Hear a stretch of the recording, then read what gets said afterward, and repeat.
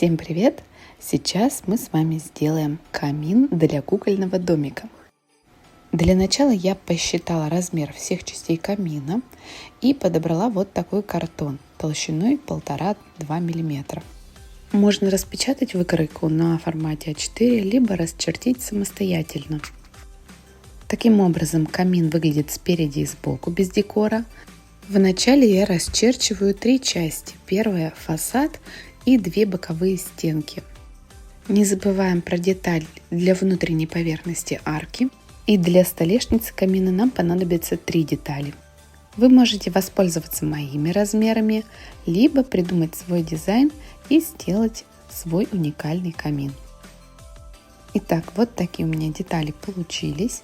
Сейчас мы будем их склеивать с помощью клея ПВА. Вначале я думала, что не получится, но на самом деле на клей ПВА все прекрасно держится. Итак, я примеряю каждую детальку к другой детальке, где она должна склеиваться. Смотрю, чтобы все размеры совпадали.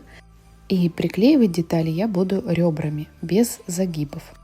Каждую деталь промазываю клеем, прикладываю ребром другую деталь и держу и жду, пока клей схватится. Все изогнутые элементы я загибаю заранее.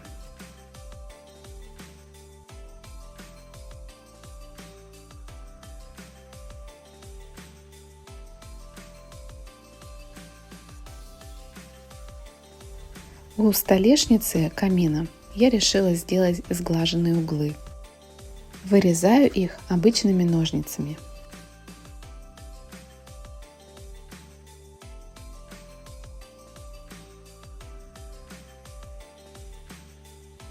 То же самое повторяю на второй детали.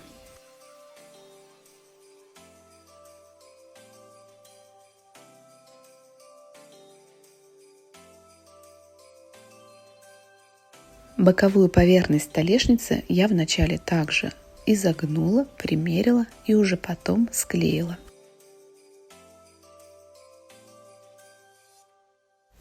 Признаюсь вам честно, мне немножко не понравилось, какой толщины у меня получилась столешница. Я бы сделала сейчас боковую поверхность чуть уже. Но это уже, как говорится, дело вкуса. Еще один момент, который мне не понравился в моем камине, я неправильно рассчитала глубину столешницы.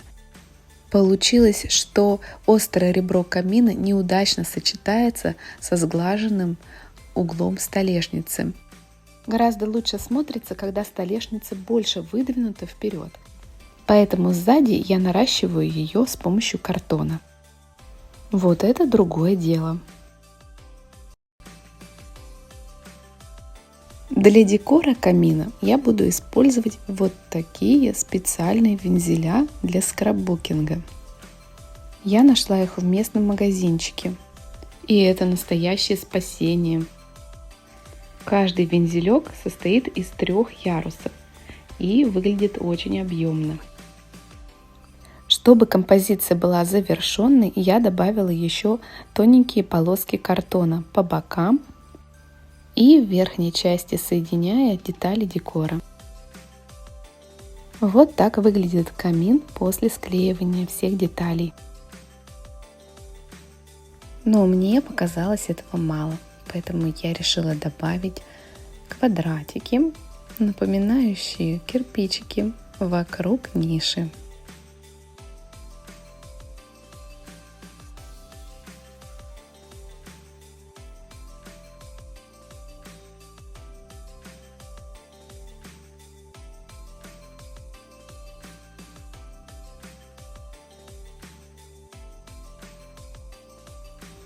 И также все приклеиваем на клей ПВА.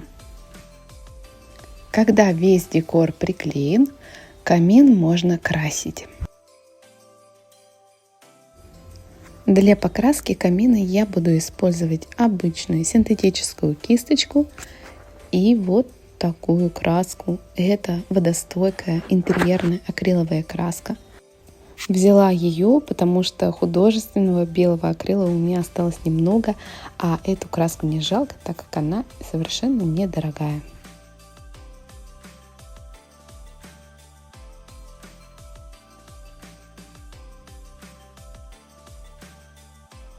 Конечно, белая краска не сразу перекроет серый картон, поэтому кое-где могут потребоваться два слоя.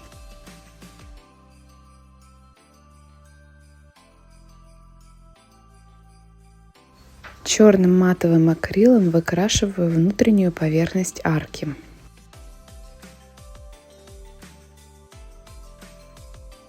Сзади арки приклеиваю небольшой кусочек картона. В будущем я тоже выкрашу его в черный.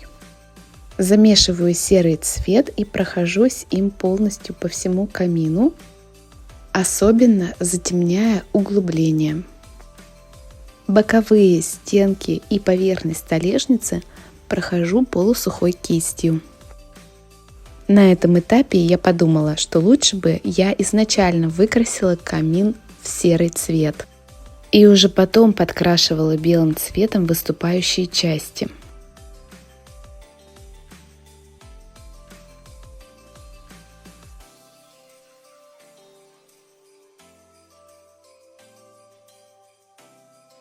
Вензеля прорабатываю тонкой кисточкой. Где-то прохожусь белым цветом, а кое-где наоборот затемняю серым.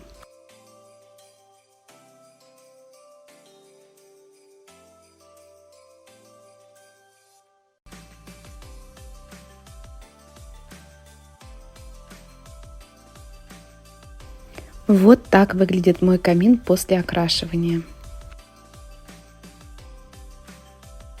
Огонь в камине также можно было бы сделать объемным и даже с подсветкой, но за неимением времени я решила его просто нарисовать на картонке. Набрасываю карандашом основные детали. Сразу же закрашиваю фон черным акрилом, бревна прорисовываю коричневым. По краям огонь будет ярко-желтым, переходящим в оранжевый и в красный цвет. Этими же оттенками рисую отблески на дровах. Добавляем немного теней и центр огня раскрашиваем белым.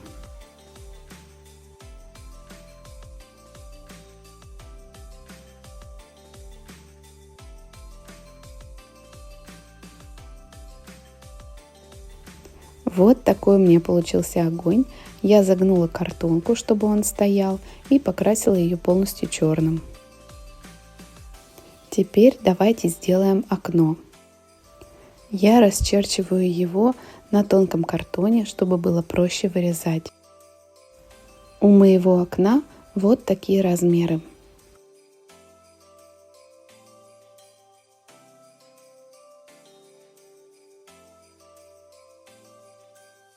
После того, как окно вырезано, его можно покрасить. У меня это будет черный цвет. Если у вас есть кусочек прозрачного плотного пластика, вы можете наклеить раму на него и вырезать по форме. У меня прозрачного пластика нет, поэтому я решила укрепить раму по центру с помощью картона потолще. И по бокам ребром я приклеиваю полоски картона, чтобы рама немного отступала от стены. Какое же окно без подоконника? Я вырезаю его по этим размерам.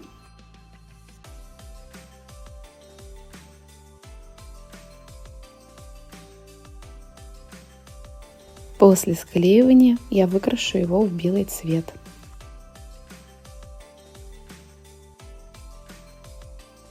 Рама и подоконник готовы. Теперь можно примерить их к стене и приклеить.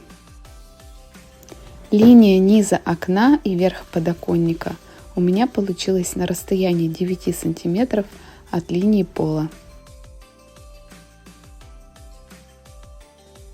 Вот так выглядит окно в нашем интерьере. Добавим сюда камин. Для вида на улицу я нарисовала вот такой пейзаж зимний и вставляю его в окно, как в кармашек. А в камин мы помещаем наш огонь. На этом пока закончим. В следующем видео мы сделаем с вами елочку.